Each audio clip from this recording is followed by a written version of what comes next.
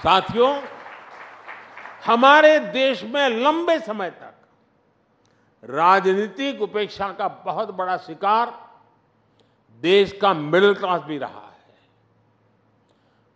आप में से ज्यादातर मेरी बात से कोरिलेट कर पाएंगे। मिडिल क्लास का मतलब है वो वर्ग जो कठिनाइयों से लड़कर आगे तो आ गया, लेकिन उसके आगे सपनों और आकांक्षाओं का एक विशाल संसार होता है। लेकिन मिडिल क्लास के सामने पहले चुनौतियां भी कम नहीं थी। टैक्स का जंजाल, बच्चों की पढ़ाई का दायित्व, उन्हें अपने से बेहतर बनाने का तनाव, हर छोटे बड़े काम के लिए सरकारी दफ्तरों के चक्कर, महंगे लोन का बोझ, एक तरह से पहले जीवन के हर दायरे में समस्याएं ही समस्या थी। ऐसे में मिडिल क्लास का जीवन 3 जरूरतों के इर्द गिर्द सिमट जाता था। एक, अपना घर बनाना, दूसरा, बच्चों की शादी हो जाए, और तीसरा, बच्चों को कहीं नौकरी मिल जाए। उसका जीवन बस इसी आधार पर सिमट जाता था।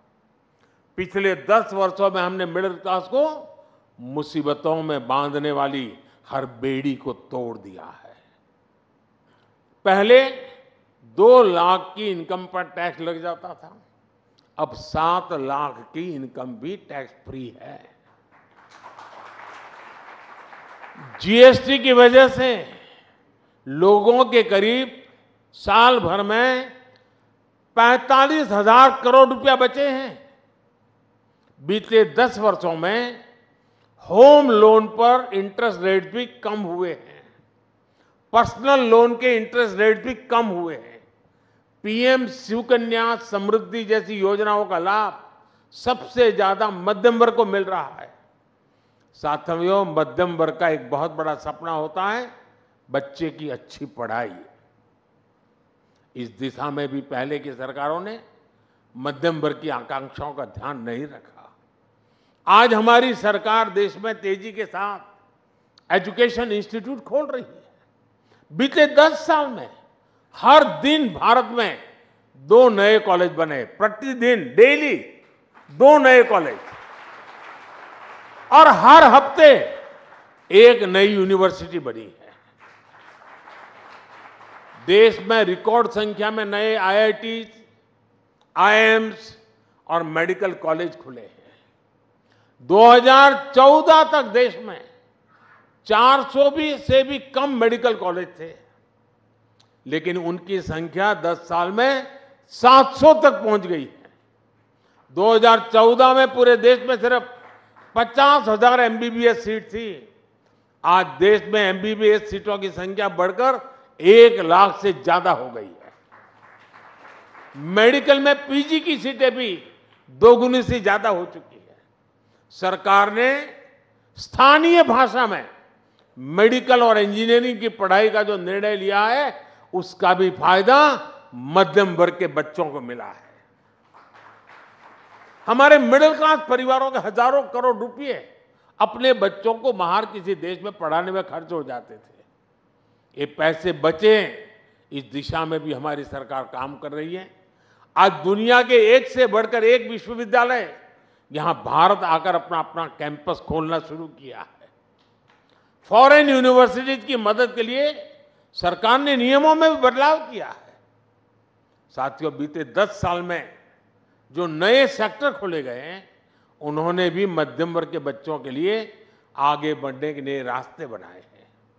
स्पेस सेक्टर हो, स्टार्टअप हो, ड्रोन और मैपिंग सेक्टर हो, इन सबको नौजवानों के लिए खोल दिया गया है। डिफेंस सेक्टर में भी रिफॉर्म करने से हमारे नौजवानों को नए अवसर मिल रहे हैं। स्पोर्ट्स सेक्टर में भी हमने जो आधुनिक इंफ्रास्ट्रक्चर बनाया था, ट्रांसपेरेंसी पर जो काम किया, उसने भी नौजवानों के लिए नए अवसर बनाए हैं। अभी हमने जो पीएम सूर्यघर मुफ्त बिजली योजना शुरू की है, उससे भी बड़ी संख्या में रोजगार और स्वरोजगार के नए अवसर बनने वाले जा रहे हैं। और उसके कारण मध्यम वर्ग का बिजली का बिल 0 होने वाला है। मध्यम वर्ग का एक और बड़ा सपना होता है शहर में अपना घर। लेकिन आप जानकर हैरान रह जाएंगे कि शहर में रहने वाले मिडिल क्लास के लिए पहले की सरकारों में एक भी योजना नहीं थी। मध्यम वर्ग के घरों के लिए पहली योजना अगर किसी सरकार ने बनाई तो हमारी सरकार ने बनाई। हमने मध्यम वर्ग के लोगों को घर के लोन में सब्सिडी दी, ब्याज में राहत दी। इस पर करीब 50,000 करोड़ रुपए हमने खर्च किए। इसका भी बहुत बड़ा लाभ मिडिल क्लास परिवारों को मिला है। उनके अपने घर का सपना पूरा हुआ है। साथियों, दिल्ली एनसीआर के लोग जानते हैं कि पहले की सरकारों के समय कितने फ्लैट फंस गए थे।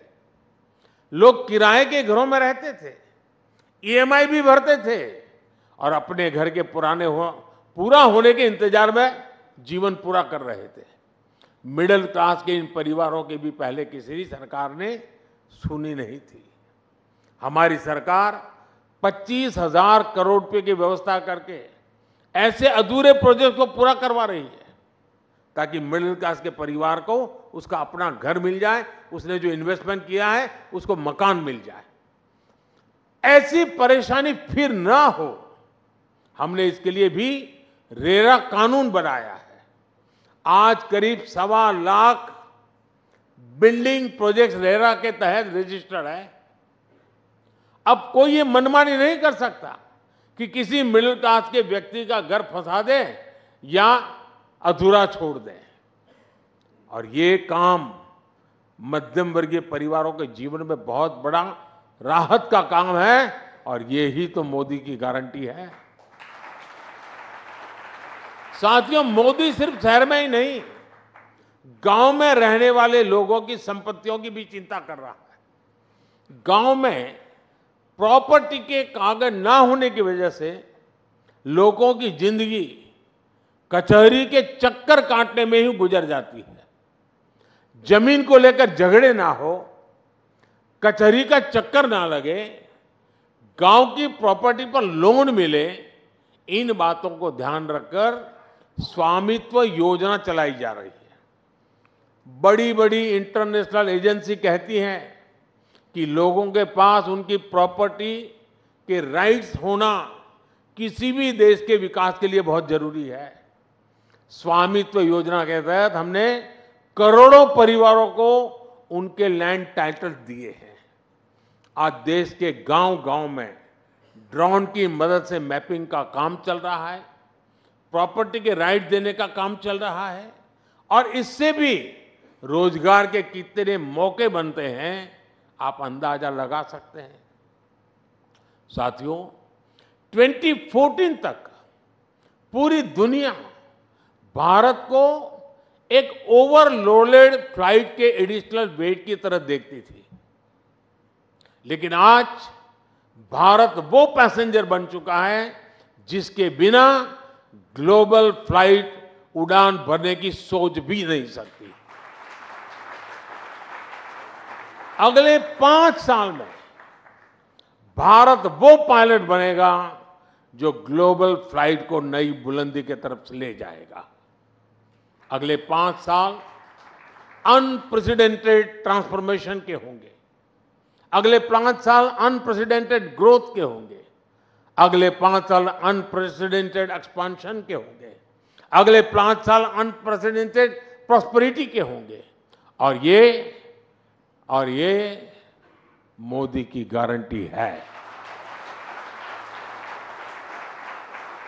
आपने मुझे अपनी बात रखने के लिए सबके बीच बुलाया, मैं आपका बहुत बहुत आभारी हूं। बहुत बहुत धन्यवाद।